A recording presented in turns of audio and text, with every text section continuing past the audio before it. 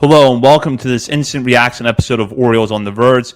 This is Zach Spedden here to bring you a early take on Coby Mayo's reported promotion to the major leagues. The move has not been officially announced by the Orioles as of early Friday afternoon, but it was first reported by Rock Cabato over at Masson late Thursday night that the Orioles will be calling up their top remaining prospect in AAA. There will have to be a corresponding roster move because not only is Mayo not on the 26-man roster, but he's not even on the 40-man roster yet. So more to come on that later on Friday. But for now, we'll dive into the big story here, which is that Mayo, after a torrid stretch at AAA Norfolk this season, is getting promoted to the major leagues. I think by this point, we know who Mayo is as a prospect, and he is a prolific hitter, which he has shown so far this season. He's posted a slash line of 301, 375, 586. That's a 301 batting average, 375 on-base percentage, and 586 slugging percentage, and 341 plate appearances with the Tides this year to go along to 141 WRC plus and a strikeout rate of 24.3% with a 10% walk rate and 20 home runs. Those are strikeout to walk numbers you will gladly take for someone with this kind of power. And as Mayo has done for the last several years, he is hitting tape measure shots when he gets a hold of the ball. And while I don't have really precise exit velocity data in front of me at the moment, you can look up any of Mayo's home runs from the last year. Some that jump out to me are one that he hit at Worcester. I believe that was last season, one that he hit at Jacksonville. He's had a few other tape measure shots this year. Just put Coby Mayo home run into Google, and you're going to find him hitting some really long home runs. So this is a right-handed hitter who I have no doubt is going to clear the wall at Camden Yards because there are a few players in the Orioles system and maybe even in all of minor league baseball who can square up on a baseball and hit it as hard and as far as Mayo can this year. And if you want some more advanced data, I would recommend going back to an episode we did about a month ago making the case for why Mayo should be promoted to the major leagues. We cited an article of Baseball America to bring up some talking points. You should go check out that article as well because that gives you some really good insight into who Mayo is as a hitter. And his offense is undoubtedly coming to the Orioles at a critical time. Jordan Westburg recently went on the IL with a hand injury that should keep him out for at least the bulk of the regular season, and right-handed power has been a clear need for this team even before Westberg's injury. Now the Orioles have added Mayo to the roster and then Eloy Jimenez through the trade with the White Sox, and suddenly that problem looks like it could be solved. And while I'm sure Mayo's going to go through some ups and downs offensively as he adjusts to the major leagues, it's clear to me that the Orioles are in a better place in that area of their roster now than they were a couple of weeks ago. So Mayo comes in and fills a clear need offensively for a team that frankly needs a jolt right now. We've seen some ups and downs with the Orioles since the All-Star break, but we know that the overall performance from this team was not good in the month of July. They looked really flat in their loss to Cleveland on Thursday. So between Mayo and Jackson Holliday, there's a chance for two young players to come up and give this team a little bit of a push as it goes into what we know is going to be a really tough stretch run between now and the playoffs. Now, we know a lot about Mayo's bat, but one thing I wanted to dive into on this episode is his defense, because it's something that we get questions about a lot, and it's something that while I think fans and anyone following the Orioles or really following the game has a right to question, it's also true that I think Mayo's defense has been a little over-scrutinized this season. To this point, Mayo has 10 errors and 58 games at third base for the Tides.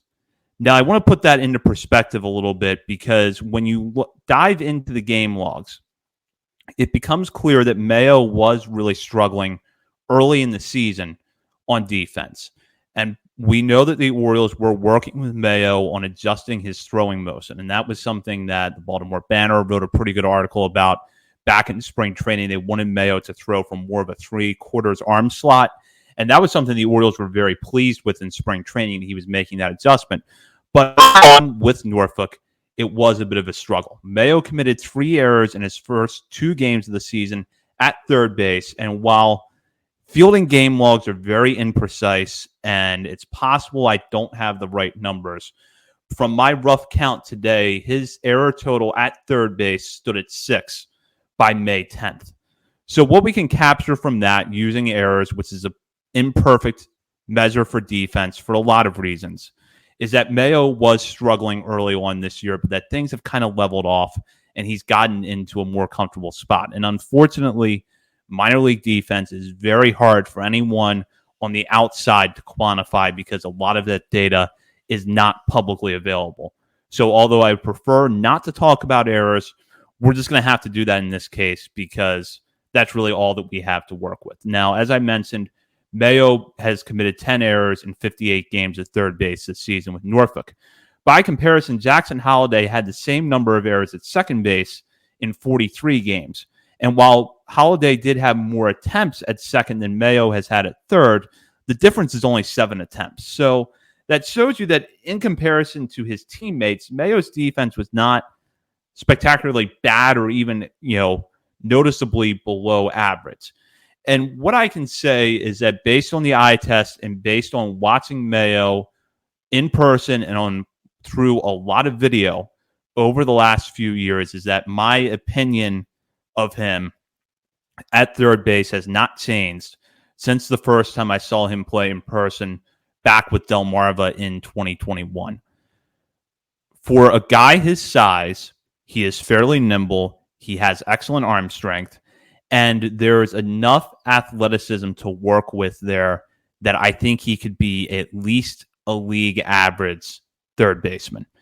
Sometimes I think the size is a little over scrutinized because although it does look a little unconventional when you see a guy who's listed at 6'5", 230 pounds playing third base, the big third baseman who's really good with the glove is a player we've seen before. By comparison, Scott Rowland in his playing days was an inch shorter and 15 pounds heavier than Mayo. So a big third baseman can still be a good defensive third baseman. And Mayo has consistently been graded high for his arm strength. The arm accuracy sometimes leaves things to be desired, but the arm strength has always earned grades around 70.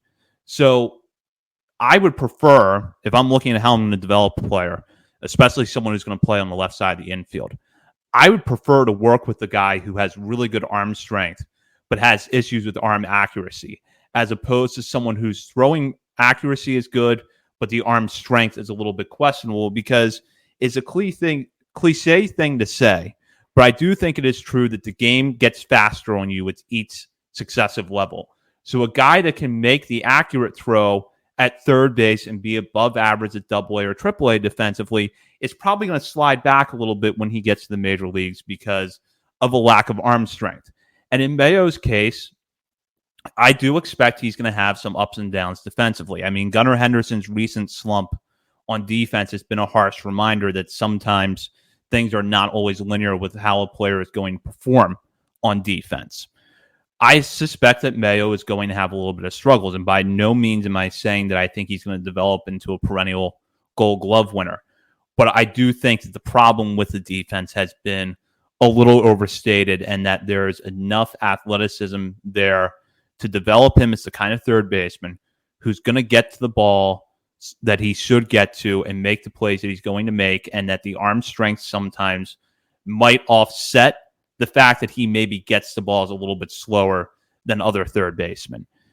Now, one other point that I would bring up about the defense is that if the Orioles had any reservations about his work at third base, I don't think he would have spent a lot of time there this year. And granted, this has been a season where, because Norfolk's roster, especially early on, had more good hitters than they had spots for them in the field, players have had to kind of move around positions. So Connor Norby, for instance, didn't play as much second base as I think he would have played on most teams while he was there. Mayo has played a lot of first at Norfolk this year, but the Orioles still have not really tried him in the outfield. And I know for myself, I always thought that that was going to be what they moved towards because of his arm strength and the fact that Anthony Santander is an impending free agent. And, if you had to compare arm strength side by side, Mayo is probably ahead of Heston Kjerstad. So you can make a case that Mayo would have the tools you would want in a right fielder. And yet the Orioles haven't tried him out there, and they haven't shown a hesitation in the past when they have reservations about a player's defense to move them around to AAA. Jordan Westburg is a perfect example of that. Westburg was an adequate shortstop at most levels in the minor leagues, but the Orioles didn't feel like he was going to be their primary shortstop when he would get to the major leagues. So at AAA, they started to move him around more. And that was true even after he was no longer sharing the infield with Gunnar Henderson. He was getting reps at third base. He was getting reps at second base. He was getting reps in left field. Mayo, it's been first and third all year. They haven't been trying him out in left field or right field a lot. They haven't, saddled him with DH duties a lot of times. So they're giving him his fair share of reps at third base. And I think if their expectation was that he couldn't play third base in the major leagues, they would have started to move away from that idea already. So that's just something to keep in mind as his defense, which is that two competing thoughts can be true. He may not be an elite defender, but his defense is not the catastrophic mess that it is sometimes made out to be. And I will wrap up here on what I think is really the most important thing, which is to go back to his offense. Mayo has basically gotten better every season and with each successive level that he's been promoted to since his first year in the Orioles minor league system, which was in 2021, which he split between the FCL and Delmarva. And one of the key takeaways for me is his age.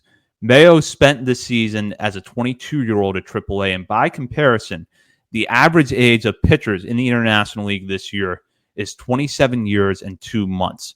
So Mayo is about 5 years younger than his competition at the AAA level and is having one of the best all-around seasons offensively in the minor leagues. And that's not an exaggeration. You can dive into the numbers. Home runs, walk rate, WRC plus, whatever you want to pull out. I mean, walk rate relative to his power, but WRC plus, RC plus, ISO, home runs, whatever you want to look at, Mayo has been exceptional in that category this year in comparison to other minor leaguers around the game, not just in the Orioles farm system. So I think that this is the arrival of a player who's going to bring elite power to the major leagues and is going to settle in for the next several years as an anchor in this lineup who gives you power from the right-hand side. And there's going to be a lot of pressure on him early on. The Orioles aren't playing particularly well right now. They're in a competitive race to win the American League East. It's going to be a grind here over these next 6+ weeks. And Mayo, I'm sure, is going to go through his ups and downs. But I have no doubt, based on what I've seen from him and what he has shown this year, that he has the potential to make the Orioles a lot better for the rest of the way, and that you're looking at someone who's going to be part of this core going forward. And I think that's the reason we should be celebrating this move today. And I certainly will be looking forward to seeing him make his debut, perhaps as early as Friday evening when the Orioles take on the Guardians. And that does it for this instant reaction episode. As a quick note, members of our Patreon community had first access to this episode. And if you would like to get earlier access to instant reaction episodes, as well as bonus daily coverage and exclusive top 50 updates every month, sign up for our Patreon community, which you can do for as little as $3 a month. And at the $5 and $10 levels, gain access to bonus daily coverage from Bob, Nick, and myself. You've been listening to Zach Spedden, Orioles on the Verge, which is part of the Believe Podcast Network. Hey, it's Michelle Beadle. That's right, the Michelle Beadle. You're welcome. You love talking about sports. I love talking about sports. You know the only thing cooler than talking about sports? Sports! And right now, all your favorite sports are on Sirius XM. I'm talking every NFL game, every game from the NBA, NHL, MLB, every NASCAR race, golf major conference college sports, and all the top games in the WNBA. If it gets your heart pumping, it's on Sirius XM. So start your free trial of Sirius XM today.